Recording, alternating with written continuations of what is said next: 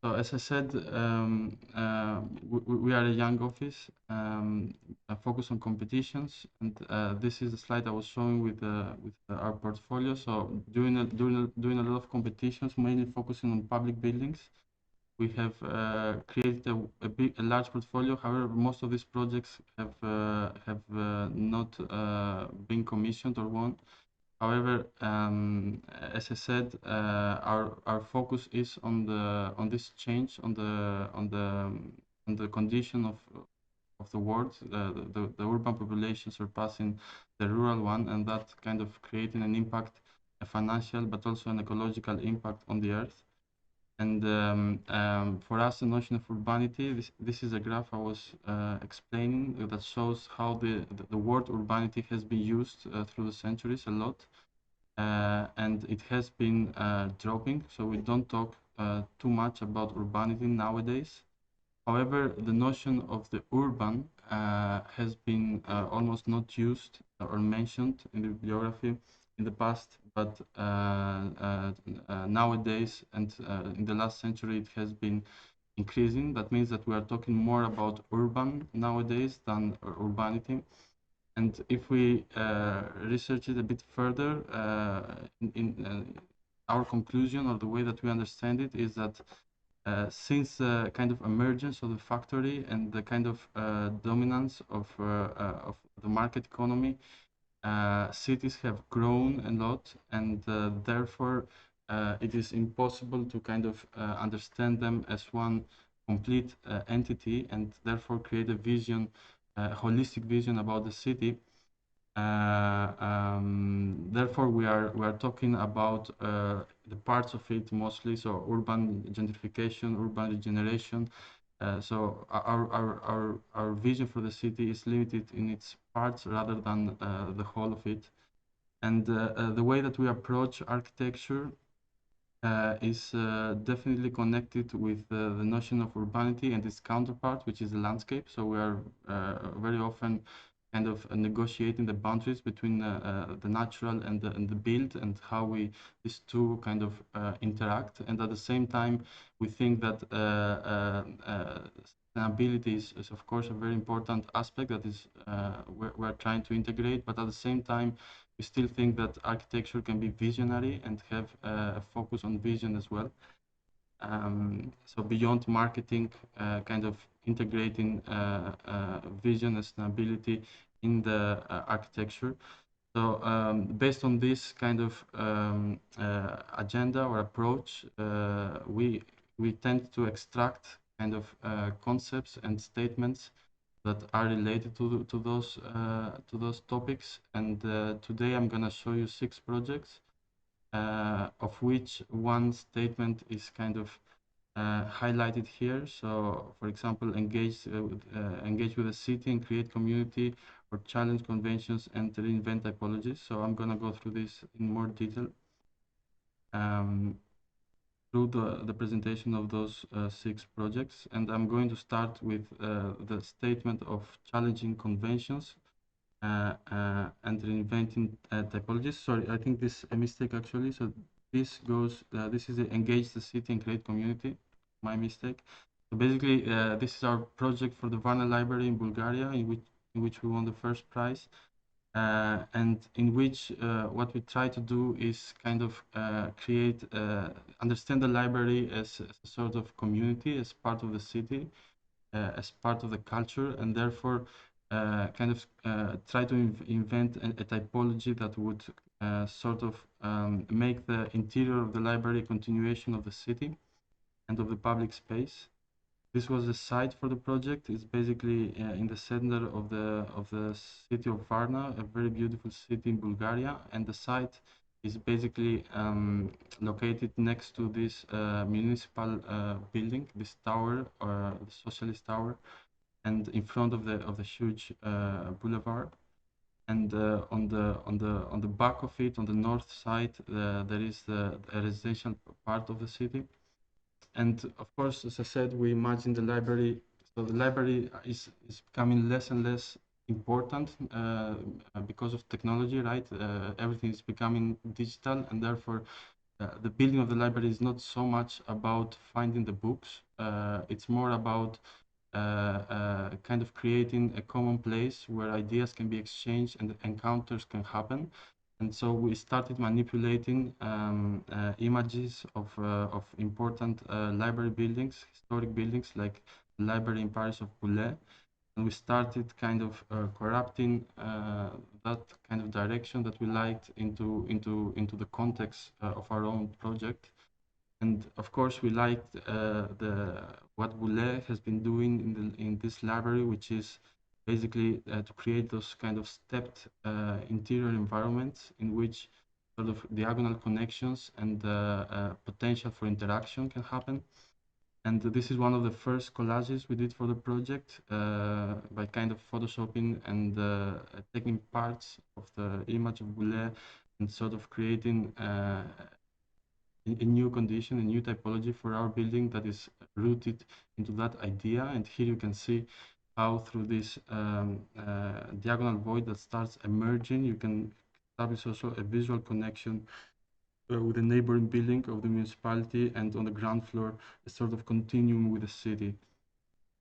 And so the way that we approached this project is by mostly putting all the public functions like the amphitheater, the cafeteria on the ground floor, because the ground floor is the terrain where urbanity really happens. And as you go higher into the other floors, it's becoming more and more difficult for the urban flows to kind of join, right?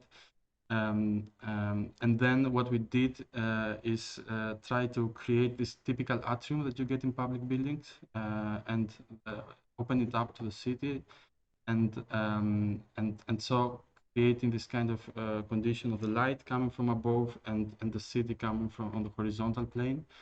But we actually did another gesture, which was kind of shifting this atrium almost diagonally on every floor, and then sort of making it into a kind of terrain, kind of man-made terrain, and therefore kind of adapting a concept which makes a building a sort of urban condenser. It's kind of box which has it's packed with kind of public functions and exciting spaces. And that we try to connect with the city. And as you can see here, this diagonal void helped us to organize also the program.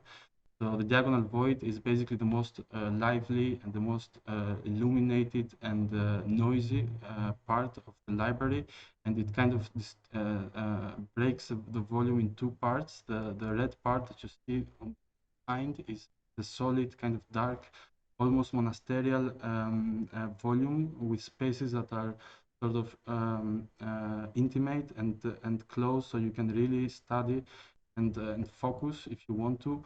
And the front part, which is actually cladded, it's all glazed, but is sort of cladded with a perforated mesh, and that becomes a kind of semi-quiet, semi-transparent place where you can read, but in a more interactive way. So therefore, in every floor there is one of each these three conditions, because the program of the library was mostly divided by category per floor.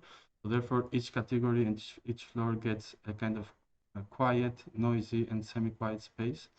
And on the north side, we kind of positioned this block, which is all closed, and is basically the archive of the library. The Library of Varna has a very rich collection of more than 850,000 books and items which have to be stored. So we choose for that the north part. And then the pink volume is administration, the office of the librarians. Therefore, creating this small volume on the back, which kind of relates in terms of scale to the apartment buildings next to it. And here you see this kind of effect of the diagonal void and the kind of condition that it creates. Building also has 3 underground floors of municipal parking. And here, this is a kind of impression of the interior space. Once you enter the library, then this diagonal void, this lobby, is kind of unfolded in front of you, and then you can get a sort of panoramic view of the biggest part of the building. And for the first 2 floors, we chose to use those ramps, these 2 large ramps, also for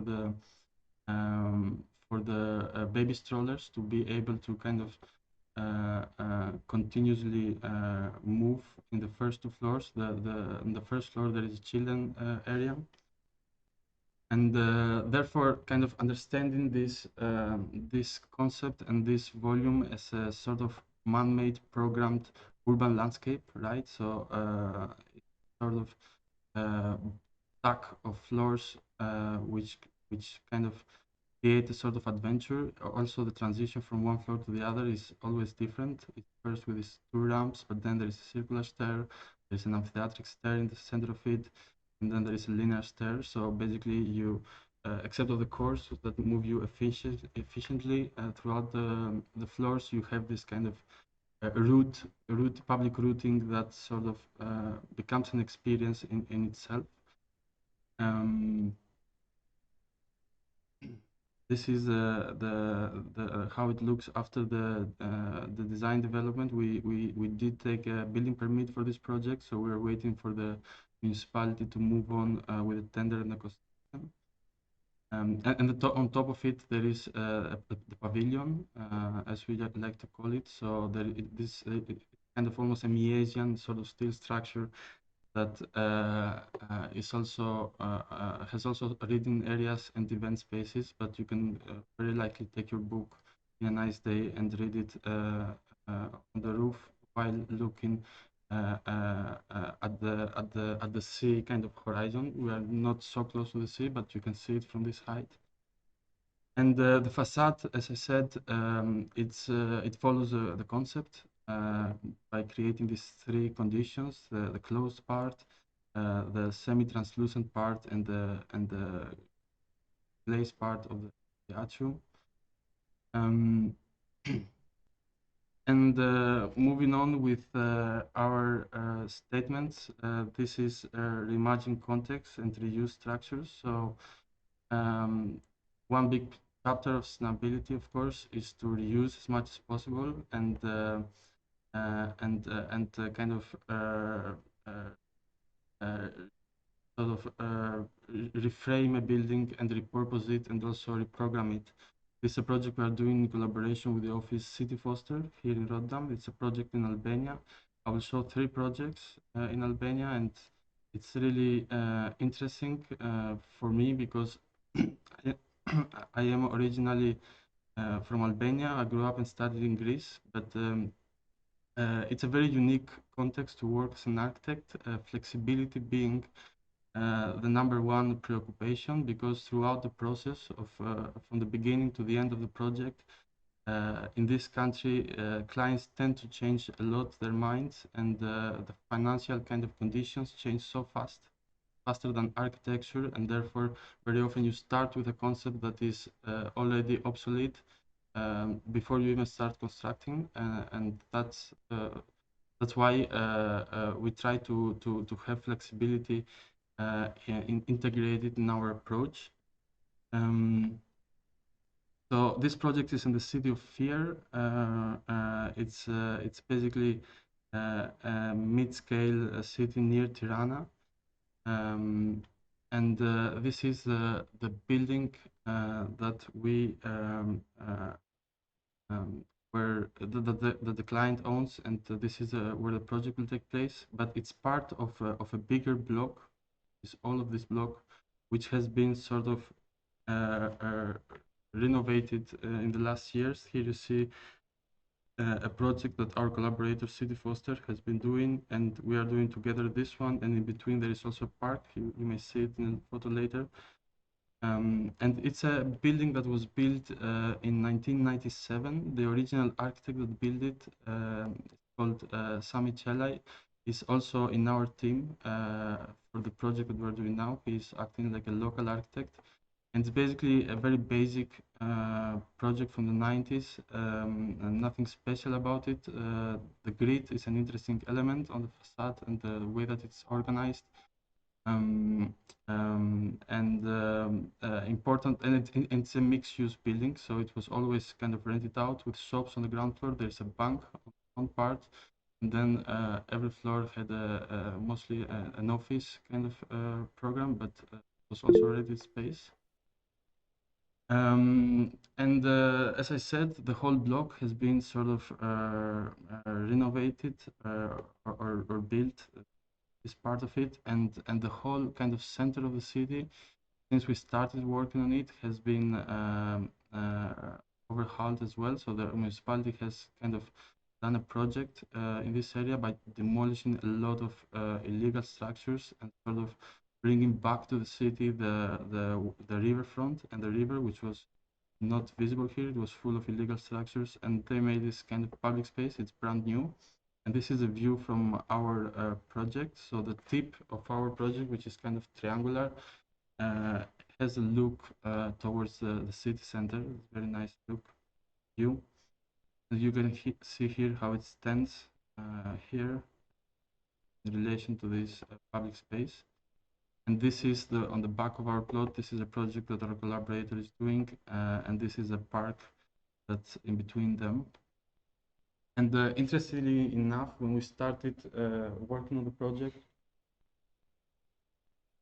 almost 4 years ago, the Prime Minister of Albania, called Edi Rama, has been a very important a figure in Albania. He has been active in politics since 2000, being a mayor of Tirana for almost 10 years, if I'm not wrong, and then he has been the prime minister for the last 3 mandates, and he kind of acts as a sort of quality control on big projects, and this is a sketch that he did while reviewing our project. And basically what he asked us is to sort of create something public and exciting on the front of the building, which was already something that we have been thinking about. And so we did this concept of extending. Basically, the task from the client has been to renovate the whole building, but also extend it by 2 floors as much as it is allowed by the city planning. And then we took the suggestion of the Prime Minister to make a stair and create this kind of huge stair, almost like a routing in the front of the building that would take you into these 2 new floors, which would be used as a cafe and a restaurant, whereas the other floors would be rental spaces and shops. But this project, however, this concept was eventually dropped, cancelled, because basically the bank that is renting the ground floor on the front part did not accept to move. So usually in projects you also have such sort of problems that you have to solve. In this case, the bank had a contract with the client to rent the space, and they didn't accept to move during the construction. So we had to find a new way to sort of extend this building on top without basically reinforcing the structure from inside in the part of the bank. So we went back to the drawing table and search for more concepts that can kind of work together with the bank and allow them to continue using the space while whole project would be basically redeveloped or renovated.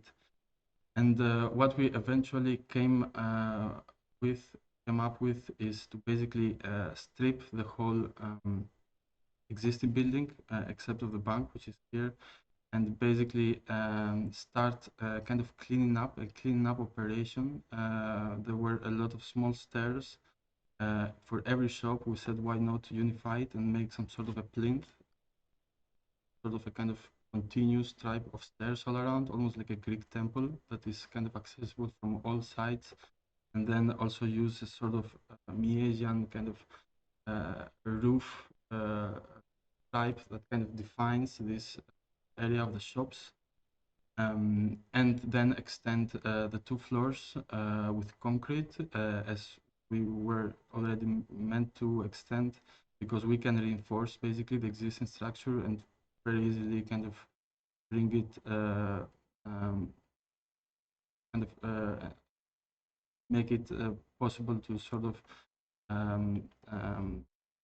accommodate the new weight. And what we actually came up with to work with the bank is to basically create this steel structure on the side of the existing structure. You can see the steel columns here, and basically reinforce this part from the outside, and that worked because then we can reinforce all the structure from the inside except of the area of the bank, which is kind of reinforced from the outside with a steel structure. And then with these two circular stairs, we can kind of still create a sort of publicness in the front part. And then we decided to clad the biggest part of the building for sun shading and better facade performance. And this is the kind of result that we got. So you can see here there is some sort of small kind of pixelated terrain with terraces and stairs for the kind of visitors and the employees of the building to kind of use it. And on the back side there is a bar which was already there, has always been there, but we are now rebuilding it, and it's very kind of light bar for the city because it's shaded, and in the summer it really receives a lot of sun. So this is a kind of protected niche. And here you see the diagram of how it works. So the ground floor will be rentable space accessible directly from the street. The two floors will be office spaces, and then on top there will be these two public cafe and restaurant floors accessible through the main court. And for the shading, and here you see the terraces. And for the shading of the facade, of course, we experimented with different kind of patterns and motifs, and we ended up with this kind of leaves, which are sometimes perforated and made of anodized aluminium, so that they can reflect in different kind of ways, and therefore kind of creating some sort of almost like an autumn image of dry leaves on the facade. And it's been almost 2 months that we went in construction with this project. And as you see, the first step, the first step is to demolish and kind of clean as much of the existing situation that we don't need. So leaving only the structural parts, which we then reinforce and reuse. And this is a bar on the back, which has been basically demolished and redeveloped from scratch. It's very interesting because when you go in construction, right, then especially for these projects in Albania, in all of them, basically the client acts as a contractor, so they want to build it themselves to save money and have more control. But basically, this is an amazing steel factory that there is in Fier, and we visited. These guys are going to produce our steel structure, and indeed we went there and we saw all their machines and technology, and it's really a different way to kind of understand what you're building, right? You can see there even more challenging and complex sort of structures being built before. And for the aluminium facade, we also went with a client in different factories trying to see which kind of producer can produce a facade, and talk directly with the technicians, the people that know, in this case, aluminium, but people that really have the know-how and can tell us what can be done, how good can be done, what's the expense of it, and therefore work together with the producer in moving forward with construction. And this is a different kind of project we did together with the the Studio JUAJ is basically a very complex program. I will explain you, but it's located in Chania, in the city in Creta. I grew up in Creta, so for me, Creta is a very important context. As I said, from Albania, I grew up in Creta, and then I studied in Volos.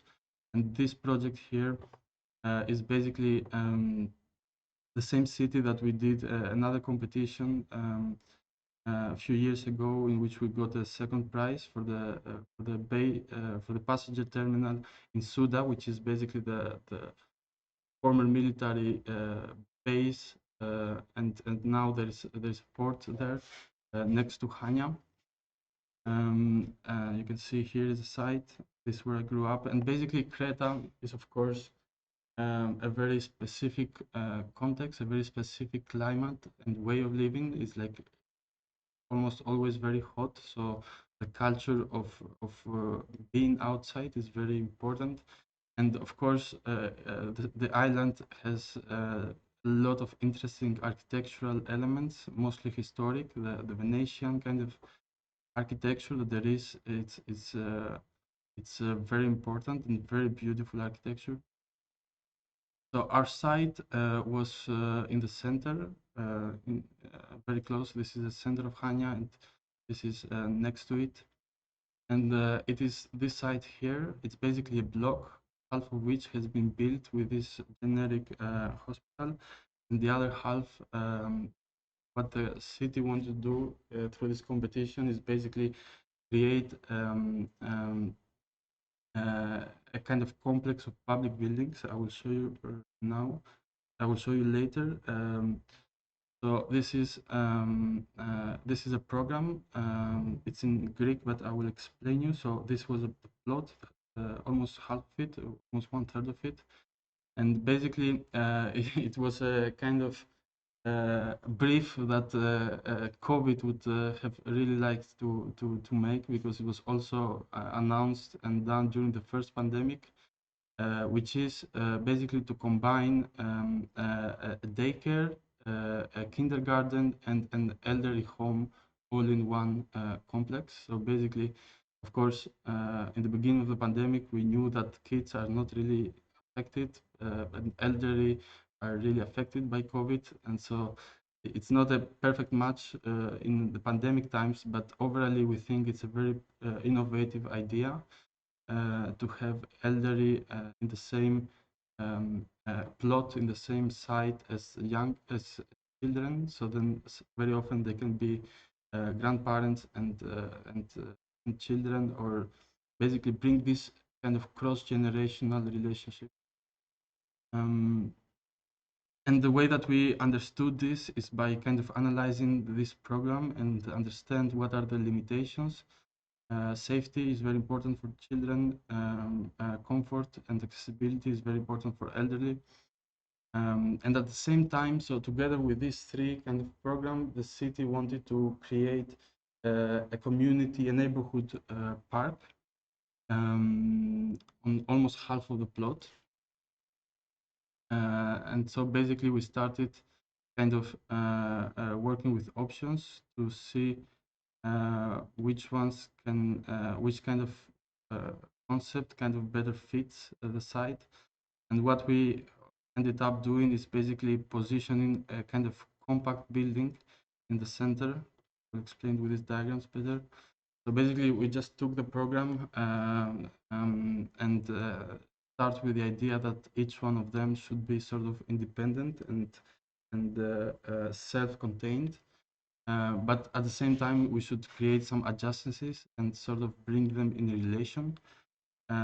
So what we did as a first gesture is to basically create a sort of a space, a gap between what we separated as on this side being the kindergarten, the daycare, the common space of the two, and on this side the elderly home. By kind of separating them, we sort of created this third open space in between them, in which they can come together, and at the same time a kind of common entrance for both facilities. and uh, and at the same time we kind of created this frame around it. That's why we call the project the Frame of Coexistence, which is basically framing the space and also framing the courtyards of each of this program and their common kind of courtyard, and creating sort of a passage. So it's almost like a pergola that is defining and kind of separating it from the context, but at the same time it's giving its character and unity.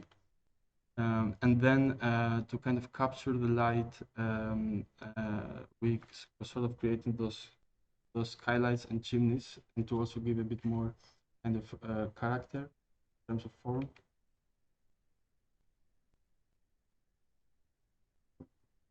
So this is how it looks from the city, from the main kind of facade or the main kind of viewpoint. As a kind of enclosed complex with a very kind of visible and functional entrance. And this is a sort of open space for the kids to play on a kind of protected way. But we didn't want to have fences, so that's why we kind of created an architectural element to kind of provide security. And here you see how it sits on the side. Basically occupies more than half of the site, and then there's a clear line between the building and the park, and in front of it there is a park, a communal park. And of course this pergola or this frame, we never meant to have it solid and closed. It's really permeable. It's almost like a colonnade that just kind of defines the barrier between the two and sort of creates a kind of framing of the landscape in front of it. And the way that we organize it is basically there was also a high difference between these two parts. So basically entering from this kind of entrance area on the elderly home, you enter inside the lobby of it, let's say, and then there is this double height space that you can kind of observe from above. And then with the elevator or the stairs, you can go on the ground floor, where is the main room where the elderly would hang out. Whereas for the kids, you enter into a kind of in-between lobby area, and then there is this common space with a big kind of amphitheatric stair that kind of brings together the two institutions. On this side, there is a kindergarten for the older kids and their sort of open area, and on this side there is the daycare with the small babies, and then this area here for them as well to use, and then the park in front of it. And this here you see this kind of atrium bringing together all the kids, and then this amphitheatric stair and the slide kind of creating a playful space, common space for kids to meet. And this is a typical room of the kindergarten. And this is the double height space of the elderly home. As I said, you enter from here, and then there's also an entrance and an open space on the other side, kind of bridging these two different levels of the terrain. And in terms of materiality, we really liked the sort of volcanic sand and the sort of volcanic history of Creta. Of course, we know the volcano of Santorini thousands of years ago created a lot of trouble and a lot of damage to Creta.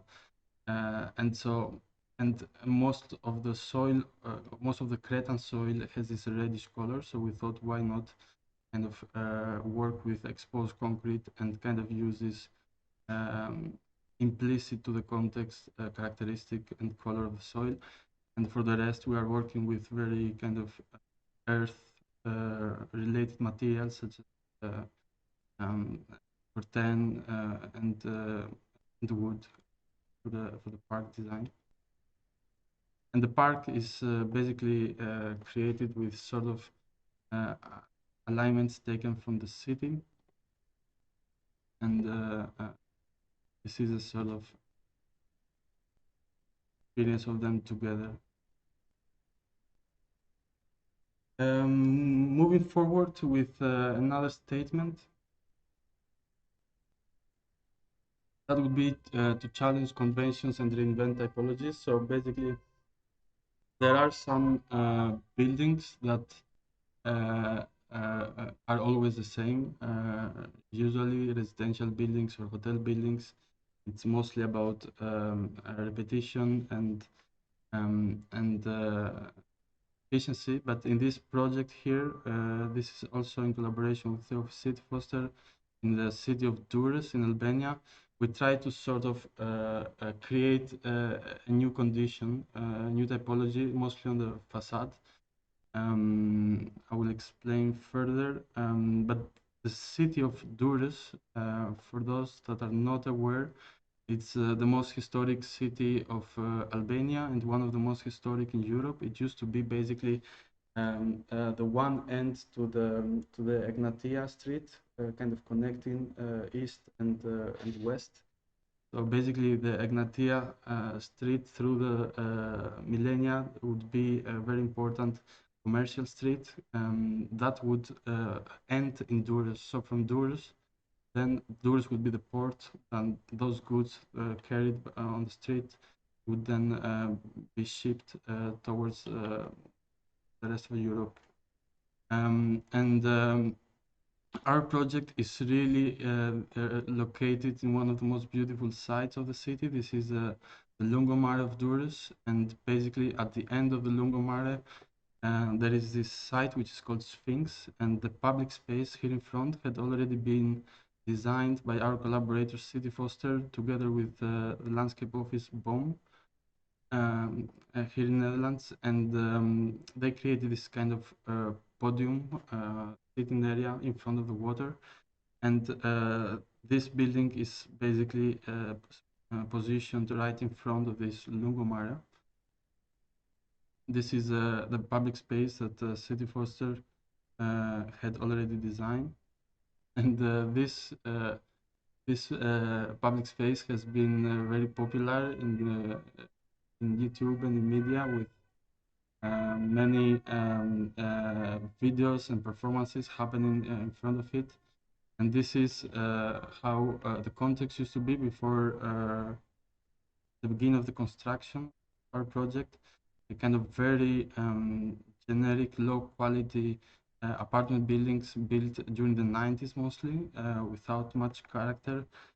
And this is a screenshot from a video clip of Noisy, an Albanian rapper, which decided to make a video clip using this background of our construction site.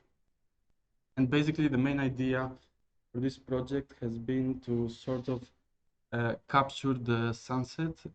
So first thing that we saw when we visited the site was this super beautiful sunset happening right in front of the project. And given the public space, people gathered there during the sunset. So we thought, how can we capture the sunset on the facade and sort of extrapolate it, right? So make it even more intense than what it is in reality. And that's how we kind of eventually came up with this idea of the triangulated and shifted facade balconies, because and then cladding them in glass that would create like different kind of reflections of the sunset, but also create this sort of new typology of interaction, right? So usually the balconies are stacked and kind of focused on sort of preserving privacy, but in this case, the architecture will kind of force you or motivate you sort of interact with your neighbors and create this sort of community on the facade. And here you see the building all around, and this kind of idea of the interaction on the facade.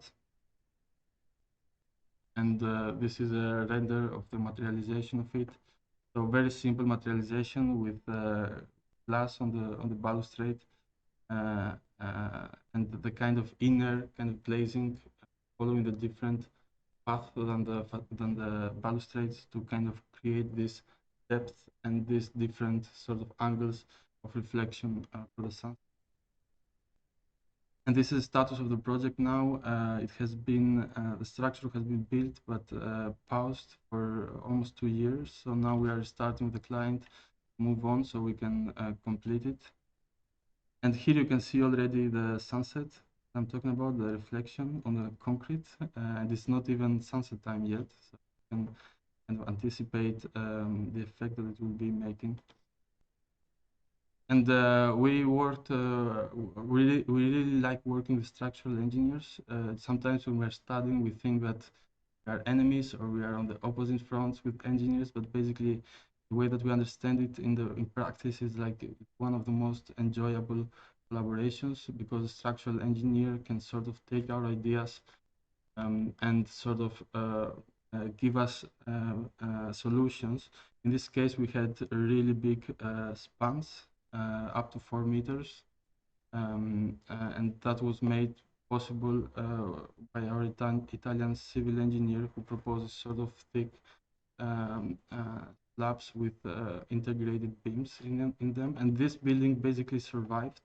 The structure as it stands now survived a big earthquake that happened in Albania last year, and that had very negative consequences, with a lot of buildings being demolished or labeled unsafe, but this one made it through.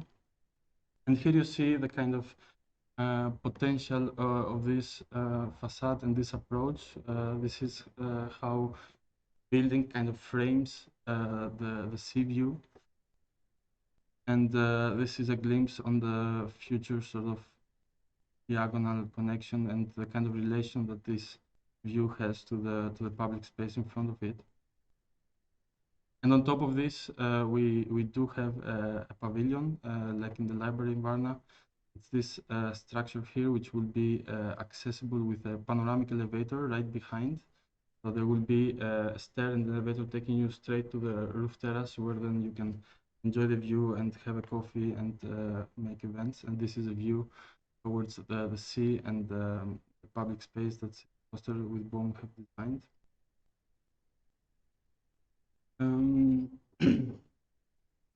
So another theme, another project I would like to show, completely different context and completely different program.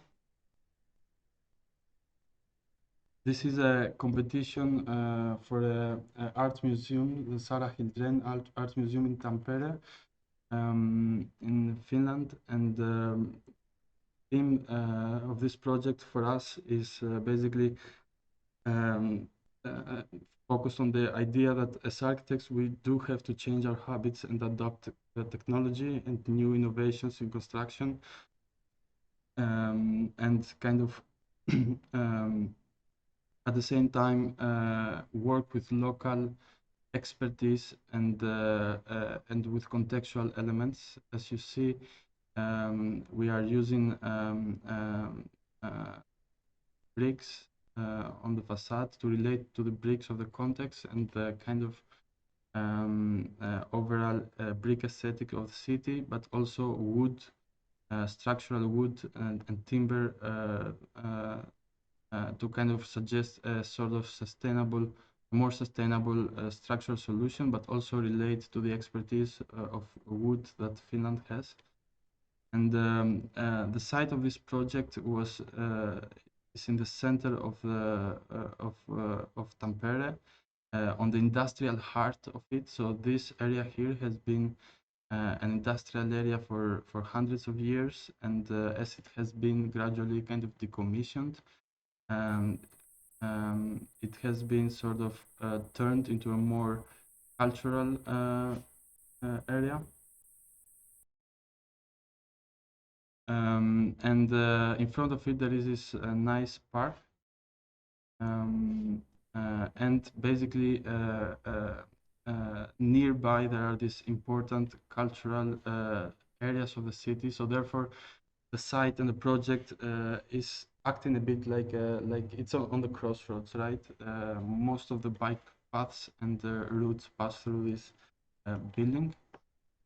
And so, as we often do, we started exploring every kind of ability, different options to see which kind of idea or direction better kind of fits the site. And in red, you see the brick surfaces, and you see also how the one side of this project is sort of um, um, connected to the park, while this site here kind of receives most of the urban flows that I showed in the previous diagrams. So basically, this corner for us was very important. There was also this small plot here that was also part of the assignment. So what we actually decided to do in terms of concept and urban sort of gesture, basically draw this line, this line that kind of starts with from the corner and kind of aligns with this important temple that there is in the park, and basically decide to leave this big part of the plot unbuilt, so that we can create some sort of entrance area and visual perspective to the park, but also sort of um, uh, uh, creating a new public space in this crossroads that I was explaining. And this is how it came out. Basically opening up this corner and creating this sort of path that takes you from the city to this park and this church through the new museum, and also creating a plaza here to complement this public space. And on top of that, or complementary to that, we kind of stepped up or stepped down the mass of the building on the ground floor to sort of create this embrace, this urban embrace, and kind of give even more space to this open public space in front of the museum. And by positioning also a ramp on the north side, we kind of receive the flows directly from the city into the ramp and then into the museum. And for the rest of the museum, of course, because we kind of left this big triangle unbuilt, then we were left with a smaller plot to build. That's why we then tried to do as much of a compact project as possible, and basically sort of keep the brick facade aligned. You don't see it here, but the context building next to it is on the same height, and then so kind of creating a brick shell around it, and then the whole building inside would be out of wood. And this is a floor plan. You see here the entrance area with the visitor facilities, and then visitor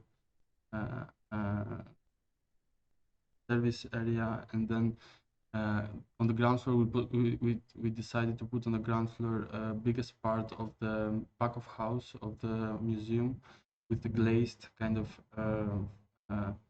facade, so you could see part of the preparation and the inner workings of the museum from the street. And this is how it works with a public elevator, escape staircase, and the ramp on the public part of the building, and then with a sort of solid backbone at the end for all the inner circulation museum functions.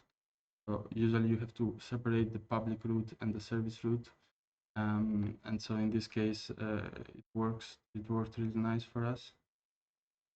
And this is an image of the museum lobby with a ramp and the sort of stepping of the different floors. Of course, every floor, which is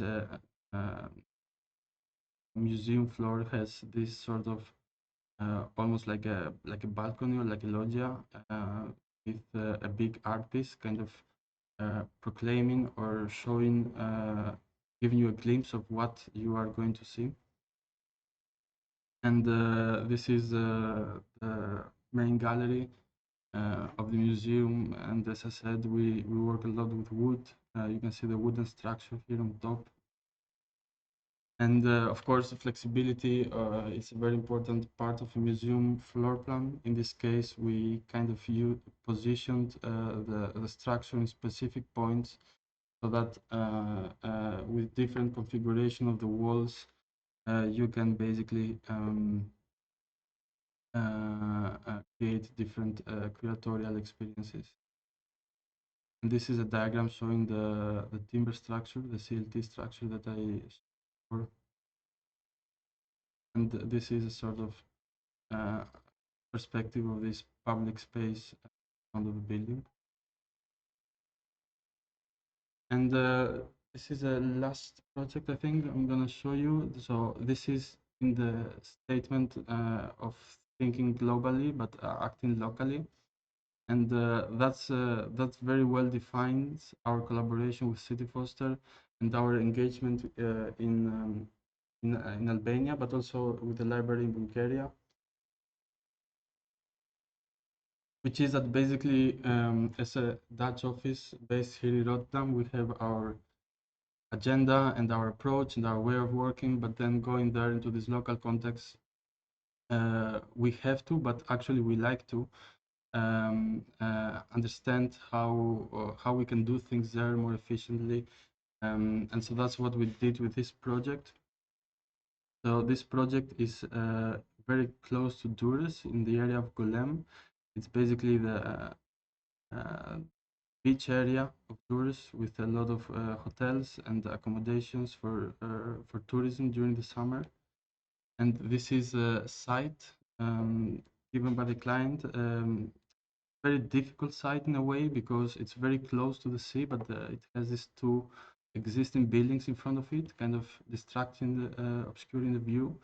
And on the other side, there is a highway, a noisy highway, but with these super beautiful pine trees in the site, of which we try to preserve as much as we can, as we could. And to do that, the best positioning of the project was in this part of the site. So we started with a sort of very compact and very efficient approach. And so what we did is just extruding that sort of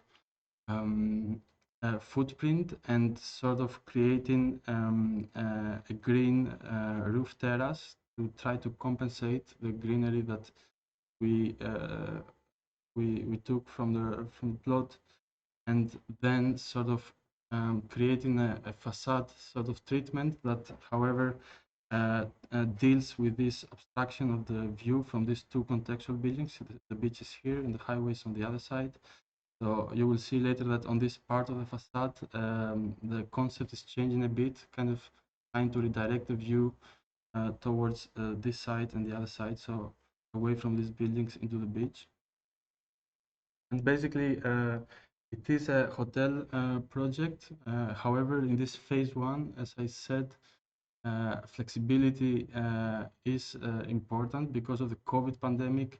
Basically, the tourism sector was struggling, so the client decided to basically turn it into an office building for a few years until the COVID crisis passed by, and then refurbish it into a hotel later. So this is the functional scheme with the main stair and the elevators, but also with escape stairs on the side that works for the hotel and works for the office buildings in this first phase. And then what we wanted to do on the main facade is basically come up with a strategy or with an idea that would work with the highway. So what we thought is to basically fragment this facade into many small pieces and use the separating walls to kind of create different directions, so that when you would experience it from the highway, facade of the building would create a movement alongside the movement of car. And here you can see with this kind of balcony walls separate, rotating, it kind of creates a sort of motion. And this is the rendered facade. So basically 10 floors of hotel rooms. The plinth was meant to be very closed from the side of the street. So when you enter in the drop-off area, you only see the main entrance, and then on the back, of course, would be glazed. And to clad these facade walls, we turned into local resources and local expertise. So we found these different natural stones from different parts of the country, of Albania, and also from the wider area. There is also stone from Yanina in Greece. So to basically use the most beautiful natural stones we could find in the context, and then use local expertise and local labor to install them. And this is the kind of result as of now. We also planted some palm trees to kind of give a more summer and um, let's say a Mediterranean feeling. And you see here on the on the ground floor, of course, the ground floor is the floor with the biggest effect on in terms of architecture, because on the ground floor we had the reception, the restaurant, all the nice facilities of the hotel, and now you can see these white surfaces are they are closed for now in the phase one that it's delivered as an office space. But in the phase two, when it will be a hotel, this white surface on the ground floor will be glazed. That's why they are not cladded for now with stone. And here you see the other side. Here you see that although on the main facade, every second floor, the direction of the walls changes. In the back, basically these two areas that are obscured, the view of which is obscured by the convex buildings, the walls are turning into one direction, kind of trying to sort of capture as much of the view next to this building. And of course, this was meant to be the communal space of the hotel with the swimming pool, the kids' swimming pool, and the kind of palm trees emerging from the water. However, in this stage, in which we deliver the project as an office building, this will be temporarily unfinished. It will be covered, so it can be a terrace. And here you see the kind of reflection of the facade and the kind of different movements of the separating walls, struggling to kind of capture the view. And here you see the sort of facade detail. So I'm going to end this lecture with a walkthrough through this building. So this is the most beautiful parking entrance we have designed so far, with these natural stones, and basically this is the ground floor of the project. And this is the staircase taking you from the ground floor to from the basement to the ground floor. And for the main stair of the hotel and now the office building, we kind of experimented with a typical stair. So if we take a typical modernist stair, which is basically the point of it is to take you from point A to point B as fast and efficiently as possible, we gave it a bit more space and basically change a bit this condition by having the stair bounce around and sort of creating this more interactive experience where you can see diagonally from one stair to the other, and kind of creating this movement from point A to B, making it more of a sort of experience, or a sort of when you can observe people going down the stair and create some sort of interaction there. And we took these natural stones that we use on the facade, and we also use them on the interior. Here you can see some moments of material change. Of course, the stair, because it is a kind of compositional element, it goes through all the 10 floors and takes you from the ground floor to all the floors, but also on the roof garden, we choose to have one same stone, but basically then on every floor, materiality changes. So you can see here, for example, one floor has a red natural stone, the floor above has a different one. In this case, this is the last floor, which has the same materiality as the stair, because the stair takes you there, so the materiality is the same. And here you can see some movements through the stair of different stones. So each kind of lobby on each floor has its own kind of stone identity. And here you can see moments of the interior. And I really like this sort of condition. On the side of the highway, this wall is kind of providing you with some privacy and with a kind of connection to the context. And then above this wall, there is sort of a chaos, construction chaos and mobility chaos. So this very busy highway. And then the split condition that is created on the balconies on the side of the highway. And this is the end of the staircase, the 10th floor, which we basically have a multifunctional room. And as I said at the beginning, accessible green terrace. And here you see the kind of amazing framed views to the sea, because of course, on the 10th floor, there is no obstruction from the context buildings. We're going higher than them. And this is a multifunctional room. Of course, the ceilings and some parts of the project were not done accordingly to our design in this phase where it is going to be an office building. But the floor will remain, and then in the next phase, with few modifications, mostly on the ceilings, it will get transformed into a hotel. So this would be an event space for the hotel. And this is the roof terrace that will also remain inaccessible in this phase, but in the second phase, with the hotel project, we'll have a bar here and a swimming pool on the 10th floor. And of course, we have space around, you can see the next photos, for trees and greenery. And this is the shower next to the pool on the 10th floor with a view to the sea. And this is a corner, so you can see here the placeholder for the greenery. Yeah, thank you very much.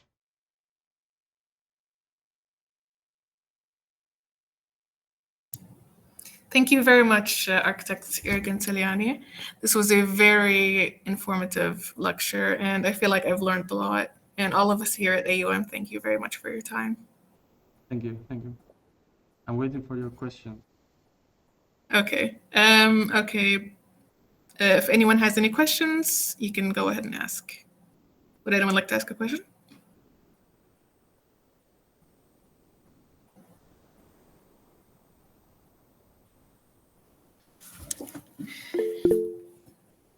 Okay, let me introduce you to our professor and the head of our Department of Architecture, Dr. Yasir Sakr. Please go ahead, Doctor. Okay, Irgen, thank you very much for this very educational presentation. And I don't think we could have hoped more from you at this time. Especially, I'm talking about I'm talking on behalf of my students, who are number one, are working on the design of a public library, as you may have known, and in a very important site in Amman. So your talk, I think, really taught them many lessons, not only about how to approach a public library, but also about the design process itself. You know, and I like the way how each project you presented, you know, you spoke about it as a process, you know, as a design strategy, which was really for me as important as the end product of the process, which is really I think gives a lot of lessons for our students. So in this regard, it was really it was a classroom. which I'm very glad that we recorded it, because we and our students will come back to it often and often and often. So thank you very much. You left a lot of food for thought, if I may say. I have many questions, but I don't want really to monopolize the podium. I liked almost, I think I liked all of the projects, 6 projects that you showed today. And many of them, I appreciated the idea of you trying to establish this powerful interface between the building and the site, especially at the face, at the facade, at the front, where the front you almost really you rethought it, not as an elevation, as a formal elevation, as much as a hybrid area of exchange between the building and between the city, in a way that the facade almost, many of your buildings acted like, I would say, as a vertical plaza. So those explorations, I think they really yielded very, very interesting results. I would like really to maybe you can share additional remarks on this. This is number one. Number two, I really appreciated the last project, which is really very tricky and very deceptive in its simplicity, because I know how challenging it is really to design hotels in such a contextual manner. And I think I love the way how you imbued it, with a character that really derives from its site. I think I don't know how much is the budget of this hotel, but I think you managed really to achieve something that is very difficult in the design of hotels. Number one is economy, and number two, sensibility. In terms of materiality, in terms of those tactile aspects, in relation to the site, the Mediterranean setting. I love the way how you use marble in such a manner really to give character to a type that is usually nondescript, the hotel type. I really appreciated how your achievement in that regard. Thank you. Thank you very much for your nice words. I'm also very excited every time I'm in this position to lecture, because I get it also as a way of feedback. Also for myself preparing these presentations, because I'm really bored to reuse previous presentations. I'm always trying to have them up to date and stuff them with research and thinking of, every time you are lecturing, especially to students, it's like you have to make it educational, right? So I'm not here to promote the work only and do marketing, but trying to give some insights into the process, into the way of thinking, so that can be educational. So going to your questions, hybrid area of exchange, I noted. I think one of the first things I learned coming into the Netherlands to work, because my whole career basically it's in Netherlands, is to do architecture with urban qualities. That's rule number one. Rule number two was for me mixed use, and rule number three, keeping my mind right now, but basically architecture with urban qualities. I think that's very important. So and also, as I said at the beginning, it's our mission in the office to kind of complement or create urban conditions. So it's a starting point in our analysis every time we do a project. It's always this kind of connection to the context and basically the kind of accessibility, but most importantly, how these elements of the context will kind of show up on the concept, right? So sometimes we do the same process, but difficult. So there is not much context to kind of bring in, but very often in this kind of negotiation between the building and the context, there are kind of ideas emerging which involve both, and then I think we get the best results because we usually compare our options and our concepts and we make discussions, and there is usually one that kind of stands out and does a trick, so to say, in this aspect of dealing with the context and the urban condition. And then for the second question, the hotel in Durrës, in Golem, I have to say basically that it is a very low cost hotel. It's not, we're not talking about any big budget here. I think the effect is on the main idea and on the details of it. So we did get the facade very delicately communicated with the contractor, which was a client, and we worked with samples and tests for every part of it. So we made sure that every part of it was going to be built correctly before it was built everywhere, because it was a big facade. So that was in terms of financial process. It's not so much the cost or the investment, but more the way that we worked with the client to kind of get the details basic, clear, and the way that they found after several tryouts to build them efficiently. And then when we would agree and prototype every part of it and agree, then they would very easily implement it everywhere. And as you see, I mean, in this case, we use these natural stones from the country, and we actually gave a controlled luxury to every room. So every room has one wall cladded, and not every wall cladded. So there is a bit of luxury for everyone. So in that sense, there is, I don't know, there is like 20% luxury that is spread in a smart way, so that it gives the biggest impression. But for the rest, it's a very standard and really built with not advanced technology or anything.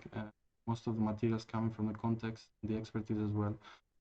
So that's why I was trying to communicate that it was more, I think, desire to work conceptually in a way that they can implement it, and it was a constant also feedback and feedback loop throughout the construction period. It's not that we went with a perfectly detailed project. And that's also interesting in Albania, and I guess in some other countries. What I said about flexibility and unpredictability, you usually do a very perfect study. You work 2 years to document everything, and then it goes in construction, and you try to realize it as you documented it. But basically, in this context, we see that that's not the case. Things change every day almost.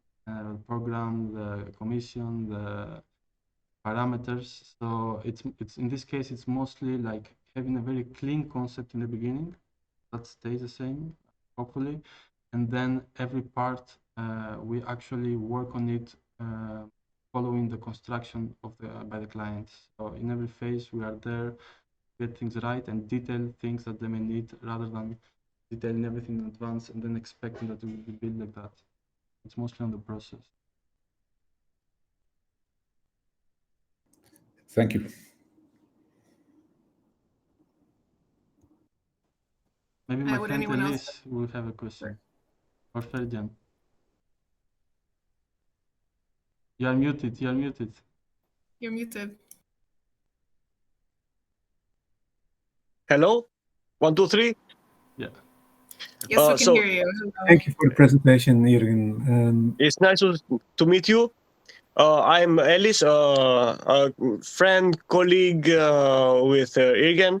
I want to express my, if I may, the part of the design, and because we share with Irgen quite a few roots. Maybe mine are like hardcore than his, but as he was speaking about the culture of whom we provide our design, and he was talking about the one of his projects from it was nearly 90s, Irgen, Yeah.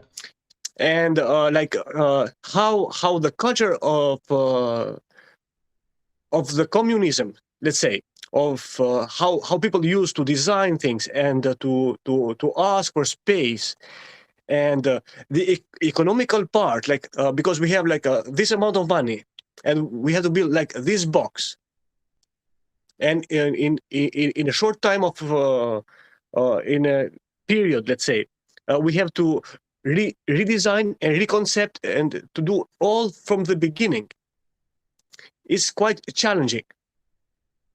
We have shared like with Irgen quite a few experiences, and a few years ago I was sharing with Irgen one of my challenges that I have back home, Albania, as he had, where my client at the time was insisting to use stone wall of his grandfather's home. There were no house, nothing, only a few meters of stone wall of roots of his guy. I don't know, and how this I don't know how to explain. Uh, uh, Makes the freedom of the design like puts in a place in a frame the cultural part and the economical part, and how we are able to explain and to fulfill their desires. I don't know if it makes sense, but it's quite challenging because we see I was and the second part is this one. I was explaining a few days ago, a few weeks, to a friend of mine who is from Bulgaria, and I said like, oh yeah, Irgen is a friend of mine, and he has designed like a project for in your country. He was like, why? How can somebody outside who doesn't know, let's say, the culture or the way that they people, and it was like quite tricky, and how we manage that communication to design something for the people who know the culture, the economic status, and everything in that part. Does it make sense? Irgen? Yeah, I would try to make it like not a question but a conversation. Yeah, Okay. I think I know what you mean. I know for me especially, but for the office here, we like the challenge. We like the challenge to kind of go there and see what we find, right? So meeting after meeting, we also develop a personal relationship with the client, especially in Albania. We have very nice moments throughout the process in which we came up with an idea, or they came up with a prototype, or but I think it's also difficult for clients there as well. You are right, because they grew up, most of them. So most of the clients nowadays, they are in their 50s, which means that they grew up for the most part in a socialist regime, in communism. And for decades, through their uprising, basically they were given by the state everything. They were provided by the government. So basically, they never had to think about building or public space. It was what it was given, and so they also got used to expect from the government everything, right? So if this is a street we have, that's a street. No one else is gonna come and make a better street, etc. And that kind of condition breaking brutally in the 90s, so almost from a day to another, you wake up in a completely, actually in a condition where this state that was feeding you and was taking care of you and actually was imposing you also its rules, it doesn't exist anymore. And normal state would not exist anyway. It would take decades for those countries to make a proper state. We could argue that still today, countries like Albania are still on this process of building a state. So suddenly those people had no one to take care of them, and at the same time they didn't know how to take care of their own city or how to do projects. So fast forward 30 years, things are different, of course, but there's still some leftover of that mentality and of that condition where basically very often also clients want to talk to us. They want to find a solution. It's not, there are no formal processes that have been executed for decades or for hundreds of years like here in Netherlands. Here it's very different. Here you want to do a project, every process is there, every facility is working, the government has every kind of assistance to you, everything is clear. The only problem is to agree with each other, right? So in a project in the Netherlands, you have to do a lot of stakeholder meetings and a lot of discussions to get to the point to approve that you're gonna do a project, and from that point on, everything is almost automated process-wise, whereas in these countries, including Bulgaria, but also Albania, I mean, Bulgaria didn't build a big public cultural building since communism, more or less. This library is maybe the first big public building that they are doing in 3 decades. So also there is not a manual and there is not an experience doing those projects. If that answers or if that enriches our discussion at least. But also Ferdian want to say something, I think.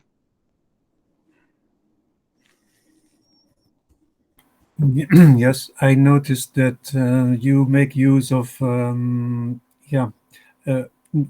terms of style, your buildings look modern or modernistic in a sense, and on the other hand, you implement, local materials in a very naturalistic way, I would say. Is that also part of your design strategy, or is that a necessity out of the conditions where you have to work? I think it's a choice, right? In every project, we have the choice to use any material, theoretically, right? So I think using this volcanic concrete in Creta makes it contextual, makes it doesn't get the soil from the island itself, and it gives character, right? So this kind of red building that would look maybe strange, but nobody realizes at first glance that it's so, that comes from there, right? Can have an effect, a nice effect, kind of create architecture, but then, and so similarly with the hotel and with the museum in Tampere, kind of deciding to sort of relate to the surrounding buildings with the brick, but still kind of adapting an innovation of CLT structure, which actually is a local expertise in Finland. They are very good in making timber structures, right? So I think it's mostly like identifying the opportunities and putting them into play.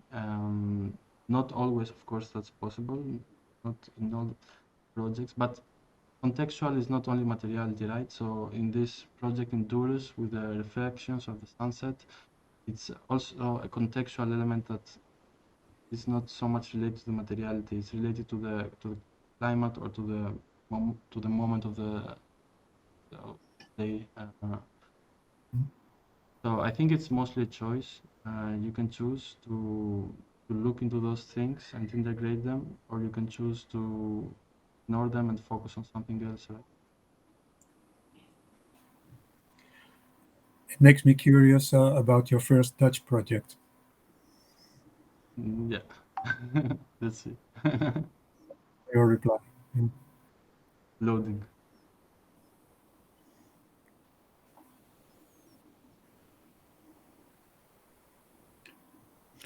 If nobody else is going to is about to ask, can you tell us about a little bit about your office? How many people are you? How are you surviving the difficulties of the pandemics? Yeah, I mean, in this moment, we are very small, and we have a lot of people working remotely. So we are barely surviving the pandemic, I would say. But depends on the workload. A few years ago, we were up to 8 people when we were working on the library. So we are a bit shrinking and expanding and shrinking depending on the workload. But yeah, the pandemic has definitely not helped us, most of the architects. But the remote supervision of the construction sites has been sort of successful. I didn't think it was possible before, but with daily updates and communication on the phone, and of course we also have some people there with Cityförster. It has been kind of possible, but not ideal for sure.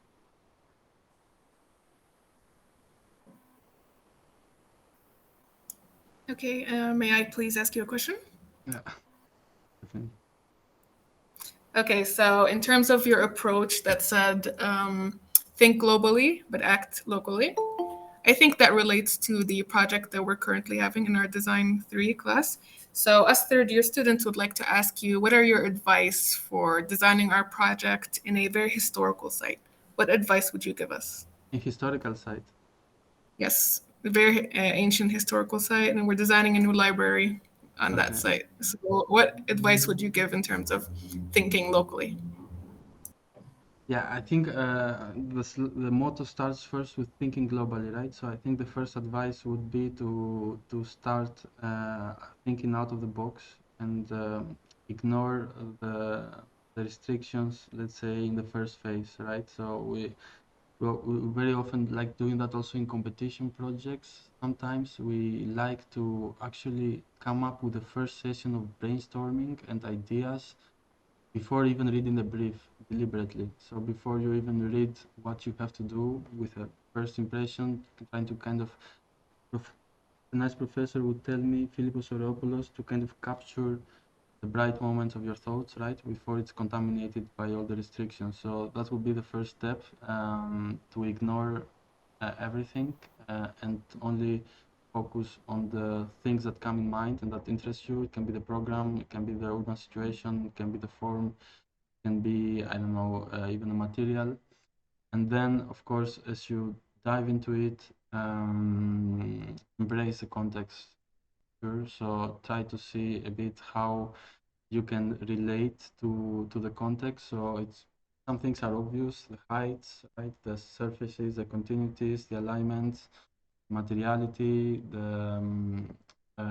maybe the typologies, right, are very often interesting. You can have maybe a city that has porticos on the. Can have many, right? Every city has its, and every historical context has its own specificity. And then what I would advise is once you do this too, kind of step back, right?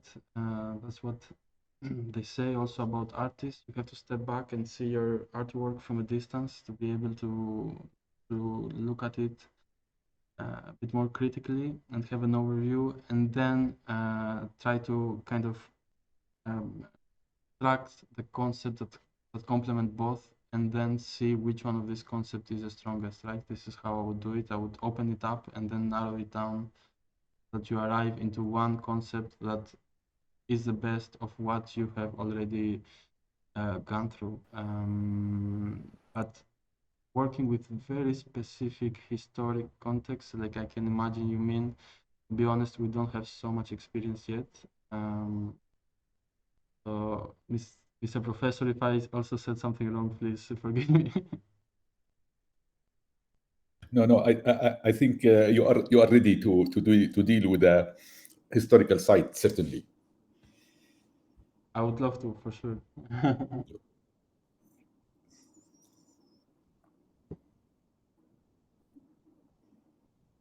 Hi. I'd like to ask a question. I have a debate with my doctor about Dr. Yasir about using physical models or digital models in the process of designing in the early stages. So, what do you recommend to start with, or yeah, yes? I think that's also a very Dutch way to work. I think models can go in every phase study, right? So you can start with a model straight away, and you can do a model in every phase. But depends. Sometimes models can be faster, sometimes they can be slower, right? Depends what kind of model you want to do. So you should keep an eye on your progress throughout the semester. If a model will slow you down, maybe it's not the best idea. Sometimes you can show something faster with a model than showing and 3Ds and rendering. For us, I think I showed different kind of models in the presentation. I always loved the 1 to 1000 model. Very small model, I can show you.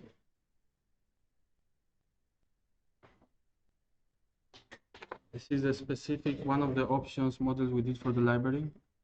It's 1 to 1000, and basically it already shows everything, right? It shows form, the program, the solution. This was not the final one. This had an idea of kind of taking this void and looping it and making it a corner. There was another model that was just simple horizontals. Yeah, here we would have a corner point of entrance, whereas with this idea, we actually gave all the length of the facade to the city, so you can actually approach it. But these models, for example, this is cost almost nothing. I mean, it's very small. That's why it's materiality-wise, and it's kind of easy to start brainstorming. And so we usually start with this, and we really like them. And then, of course, 1 to 500, it's still a small model depending on the size of the project, but that you can already start showing, maybe putting some stairs or some elements of architecture, right? And that also doesn't cost much. Either you do it in foam or in 500. I showed it in the presentation as well. So here we can already kind of see the masses, the open spaces. We can judge the scale, shape of it. And then I also showed some bigger models in 1 to 100. We love doing working with models, but it's also connected to the work ethics here in Netherlands a lot. Also in Greece, where I studied. But by the way, there's a large scale model towards your left shoulder. yeah. Yeah. The building I showed in Durrës with the balconies. This is 1 to 100. But this is also a working model, so I don't know how it looks from the screen, but in reality it's very cheap wood, laser cut, and really this was trying to show the concept. So there are not many walls inside. It just shows you, and depends on how you see it. It just shows these important things for the projects, like the interaction with the balconies, and yeah, definitely. They don't even have to be finished sometimes, right? They can be unfinished, or as long as they do their job to show a concept and convince you and your doctor and your professor and the client, that's it. Yeah. Who Do you feel like, sorry. sorry, Maha, I interrupted you. Did I interrupt you, Maha? It's okay. I was just going to ask him something real quick. No, go ask. I was just going to follow up with a remark to Saeed's question about the importance of models. But go ahead. Yeah, I was just going to say, do you feel like constructing physical models gives you an insight into your design that you can't achieve using rendering and technology? Yes and not. Yes and not. I mean, in abstract terms, in absolute terms, I think a good rendering or a good feel on the computer, let's say, can show almost everything. You can even fake a model, right? Make it look like a model. But I think, like, in real life, let's say, it makes a difference making models because you can show a concept with a model. We do it very often, even in the competition panels. What we show to the client, it is not just for publication later. We do use, and it makes, if you want to do an architecture of gestures and statements, it makes it easier, right? You cut a piece, you add a piece, you break, so it's also, yeah, gesture comes from the hands, and the hands do things to the model, which is a bit interrupted with just holding a mouse. So it's also a bit intuitively implicit into our human sort of way of being creative, right? So in that sense, I think there is a surplus added value in doing models. Yeah. And if I may add, to this important discussion, I believe in architectural education, the physical models are indispensable as tools of design, not only something just to present your work, especially especially in the foundation years, because unfortunately the digital technology, as positive as its many contributions are in terms of facilitating, the process and expediting it, it really impoverished, the in many ways, the students, connectivity and connection, with experiential aspects of architecture, with the material conditions and the ability to see all elements of design at once and to act in a total manner where every element has a meaning and has an embodied connection with in terms of the design process. So maybe afterwards, when students, they become more mature, and when they go into practice, they can do away with physical models if needed. But I think at earlier stages, I think it's indispensable. This is my point of view, and I always have issues with my students, who think I'm a little bit old-fashioned, by insisting on using the physical model, from the very beginning and throughout the whole process. And actually, as you rightly said, working with the process of making the model itself is also an eye opener for the design, especially the capitalizing on the element of chance, and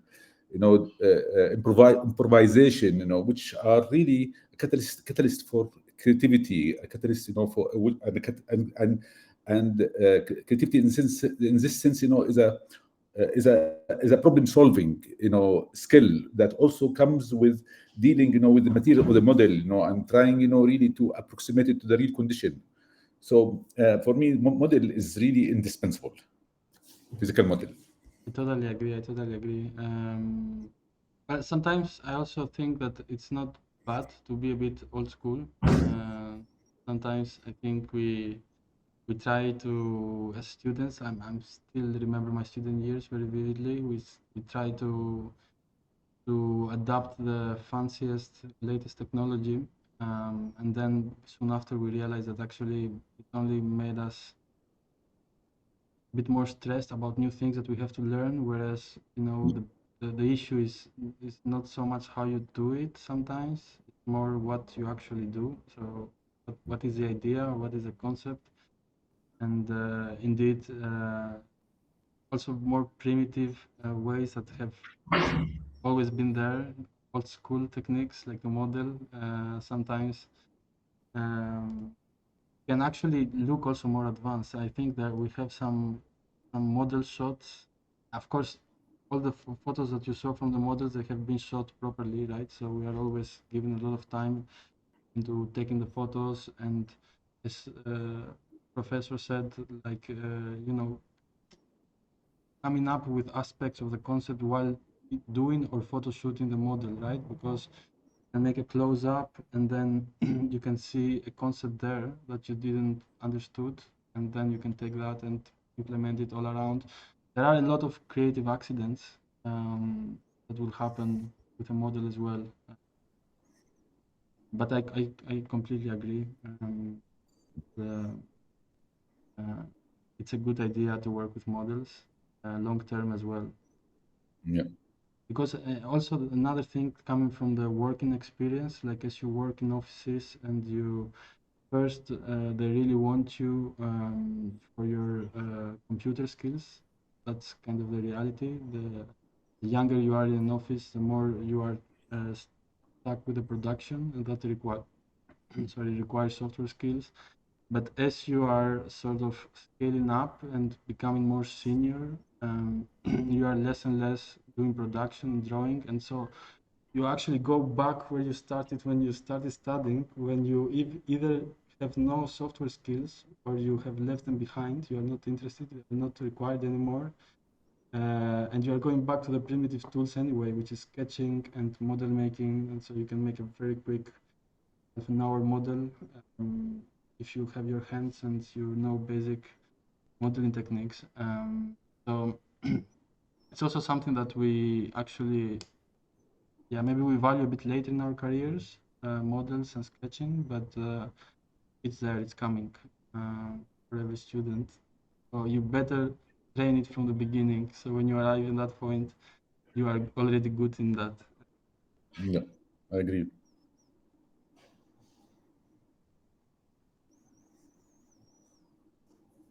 For us, it has been a bumpy road because when we started architecture, that's when the pandemic happened. So everything went online. We started our first 2 design classes with software.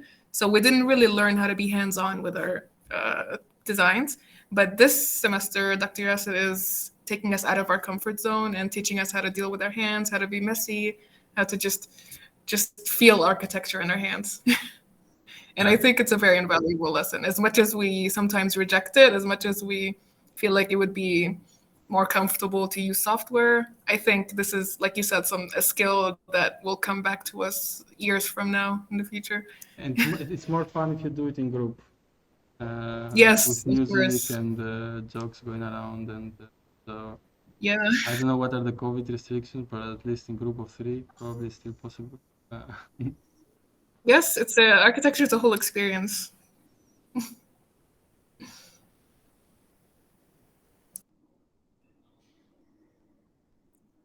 There are no more questions.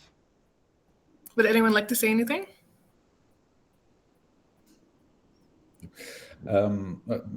Before we leave, Ergun, you and your team are welcome really to join us in our final crit, for the public library, and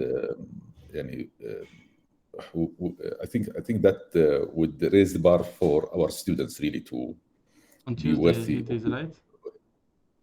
It is on Tuesday. On Tuesday, but Tuesday will be a phase, which is coming phase. But we are hoping to continue developing the design at the second semester. Okay, so you let me know. I'm available, yeah. and I will be really glad. I already communicated to Maha. Thank you very much. Definitely. Thank We you very would much. love to have Thanks for attending this on Academy Wednesday. here. Wish you best luck, and see you soon then. Thank you very much. Have a Thank nice you. day, everyone. You too. Bye. Thank you, Maha, for making this happen. Thank Thank you, guys. Good luck again. Thanks, everyone.